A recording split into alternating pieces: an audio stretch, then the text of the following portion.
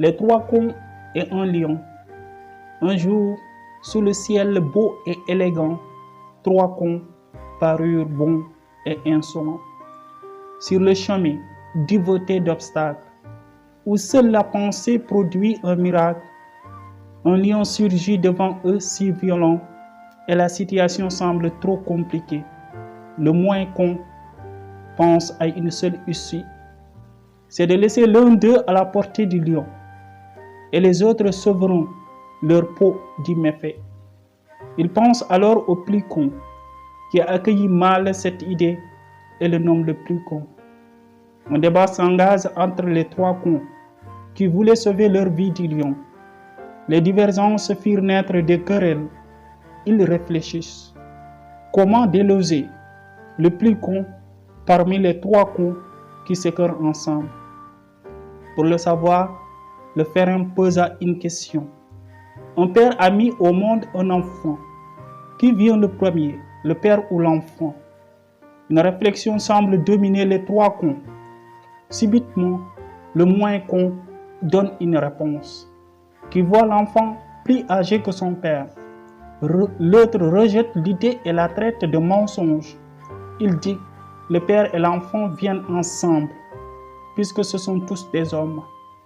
Le plus con esquiva une telle pensée et sa réponse soutenue s'enflamme. Ensuite, la raison brille dans la vérité. Et le lion, content, lui épargne la vie en retenant les deux autres en otage.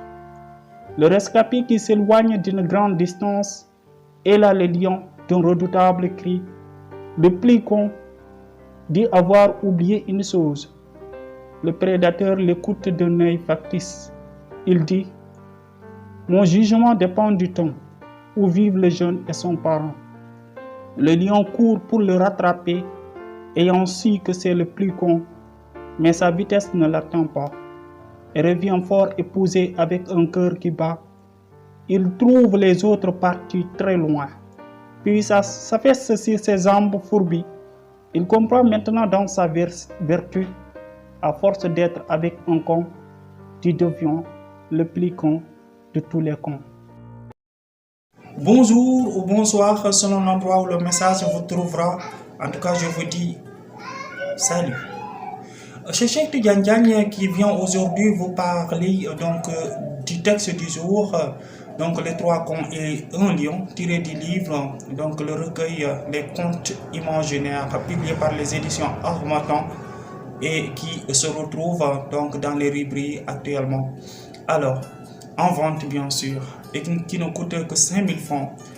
C'est un recueil, d'ailleurs les contes imaginaires, c'est un recueil publié par moi-même, donc moi-même je suis l'auteur de ce livre qui combine 15 contes et les contes sont écrits sous forme de vers, donc tout est écrit en poésie et rien que pour charmer tout simplement les esprits et les cœurs des lecteurs. Alors, c'est un livre qui est accessible par toute la génération, quand on dit les vieux, les adultes, la jeune génération, tout le monde peut comprendre ce qui se trouve à l'intérieur du livre. Il suffit tout simplement d'aller l'acheter. Donc c'est les librairies de l'Harmattan et aussi de se retrouver avec le plaisir d'un conte. Comme vous le savez, un conte représente un grand plaisir pour nos coutumes et les mœurs. Un conte, ça fait partie tout simplement de nos cultures. Alors, c'est écrit en poésie pour tout simplement imiter les fables de Jean de La Fontaine. Et donc, on a choisi en tant qu'auteur de tout simplement de faire plaire l'esprit en adoptant la poésie. Alors, le conte du jour, les trois cons et un lion. Dans ce conte, il y a l'aventure, c'est-à-dire ce sont les trois cons qui faisaient une aventure. À un moment donné, ils ont rencontré un lion.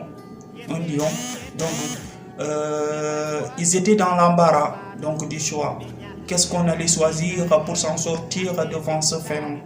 Telle était vraiment l'idée des trois cons. Subitement, c'est le lion qui a posé une question pour les aider à réfléchir, à trouver une réponse et à s'en sortir. Mais on a vu que même les trois cons ne pouvaient même pas trouvé donc la réponse. Vous voyez, donc un con, c'est un con. Ah, on laisse comme ça. Alors, maintenant, ils n'ont pas trouvé la réponse. C'est le troisième con donc, qui a trouvé une réponse semblable. Alors, le lion a laissé le troisième con, comment dirais-je, le plus con, donc s'enfuir. À un moment, à une longue distance, le plus con a dit avoir oublié une chose. Alors, quelle est la chose? C'est tout simplement une autre réponse que le lion n'attendait pas. Alors, il y avait un problème. Donc, le lion court pour le rattraper. C'était vraiment trop tard. Et il y avait un long écart donc, entre les deux, entre le prédateur donc, et le rescapé. Alors, donc, le lion, dès son retour, donc, revient et ne trouve pas les autres donc, sur place. Qui est le con? Qui est le plus con? Moi, je considère le lion comme étant le plus con. Et pourquoi?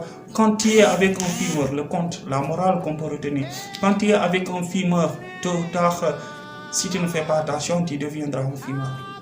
Quand tu es avec une personne qui n'est pas bien du tout, tôt ou tard, si tu ne fais pas attention, la personne va t'amener donc, dans ces mauvaises choses. Donc le conte dit, il faut toujours donc, retenir dans son esprit, donc c'est la raison et la vigilance qui s'imposent. Merci à tout le monde. Abonnez-vous à ma chaîne YouTube. On verra. Donc, il y aura beaucoup de vidéos donc, de ce genre, une explication, un texte suivi d'une explication, rien que pour plaire donc, les lecteurs et les téléspectateurs. Merci.